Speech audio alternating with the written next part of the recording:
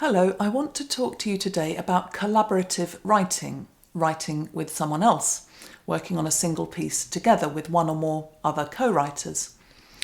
This can be a really interesting thing to do. You can learn a lot.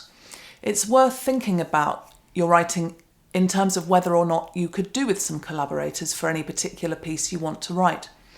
Sometimes it's important to work alone. Sometimes you want to work alone. Sometimes you need to work alone. If you're doing a doctorate, you're almost certainly going to be working alone, although there are now more collaborative models of doing PhDs that are beginning to become available. But on the whole, you'll be working alone for your PhD, but this doesn't mean you have to work alone for work you want to publish from your thesis, for example, or work you want to publish when you're not a doctoral student. Doing work alone is useful if you need that for your CV, or if it's something that you really feel like you know enough to do the work on your own. Doing collaborative writing is helpful when you want to write something but you know you don't know enough, or that you need other perspectives to make your work really good.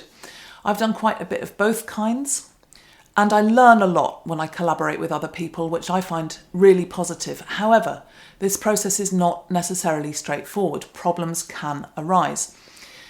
It's really important at the start of any potential collaboration to figure out whether you're going to work well with your potential collaborator or collaborators. Do you have the same approach to deadlines? Do you like to use the same sort of platforms online for sharing work and communicating about work? Do you have the same sorts of pressures, priorities, the same kind of values, or different? Doesn't matter if those are different, but you'll need to work around them. So before you even start collaborating, it's really helpful to invest some time with your potential collaborator or collaborators to go through these kinds of questions and figure out whether you will be able to work together effectively. If you have really different approaches to things like deadlines, if one of you has a lot of other pressures and another doesn't, you may come into difficulties. If you have a very different value set and you can't figure out how to work around that. So figure it out before you start. And if it doesn't seem like a good idea to work with a potential collaborator, then say so and part with no hard feelings, because you will have both saved yourselves a lot of difficulty further down the line. Once you're confident about working with someone, divide the work up as fairly as you can. Play to your strengths. Do the first drafts of sections that you know better. Give the other person the first drafts of sections where they know better or have more expertise or experience. And communicate as you work. You might like to work on a shared document in perhaps a Google Drive if you can work online. If for whatever reason you don't have the ability to work online, you'll need to be careful about version control. I recommend putting the dates in document titles if you're exchanging them by email, for example. But most importantly, try to do what you say you're going to do when you say you're going to do it.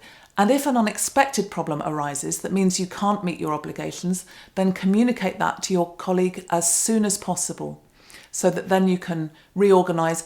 Unexpected things happen in everybody's lives. Illness, bereavement, all sorts of things can arise, pregnancy even. It doesn't have to be negative, it can be very positive things. But you need to keep those channels of communication open to make your collaboration work well.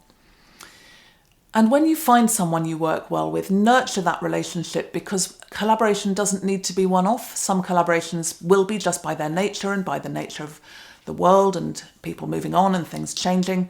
But some people collaborate on different pieces of work over years, even decades. And that kind of relationship can be absolutely invaluable.